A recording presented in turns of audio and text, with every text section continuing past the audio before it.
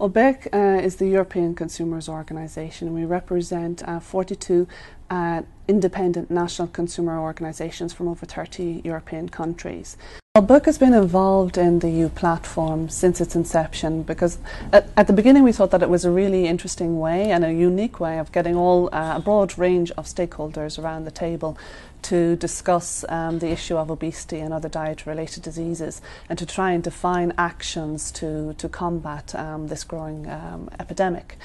And for us it was a way of exploring different ways that we can make commitments to counteract obesity and diet-related diseases, but not solely in a voluntary way, but also as a way to inform future legislation, whether it came to food labelling, etc. We see that there have been over 300 commitments to date, and these are voluntary actions taken across the board from business representatives, but also from NGOs, to try and raise awareness, but also to try and fight against obesity and diet-related diseases. Of course, there have been 300 commitments, but has there been a lot of change? And here again, maybe we can say that the impact is not as great as the number of commitments, and we need to have more actions. The commitments that have been undertaken should have a broader scope or should be less vague.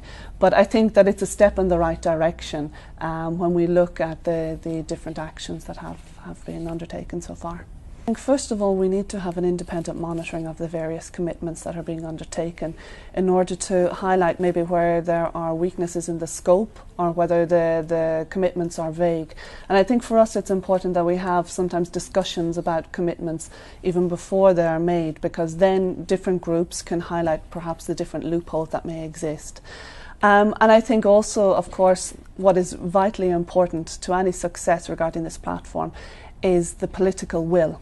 So the will of those policymakers, either the Commission, European Commission, but also through the high-level group, to push actions as far as they can and to set targets and timelines. And to have this independent monitoring to see really if what is being undertaken is working. I think from our perspective, firstly, it's positive because we have got all partners around the table, and I'm not sure whether in another setting you could have that possibility. So from that perspective, it is important. I think what we need to do really is to listen to each other and have these meaningful exchanges. And I think we need to set more time aside at the platform for meaningful discussions. Then, as I say, I come back to the fact that there needs to be a political will. So if it is being driven, if the platform is being driven forward, I do believe that there will be means for all partners to collaborate, especially if you have these specific targets and timelines that are set, then and an independent monitoring, then more groups I think would be willing to come together to join in commitments.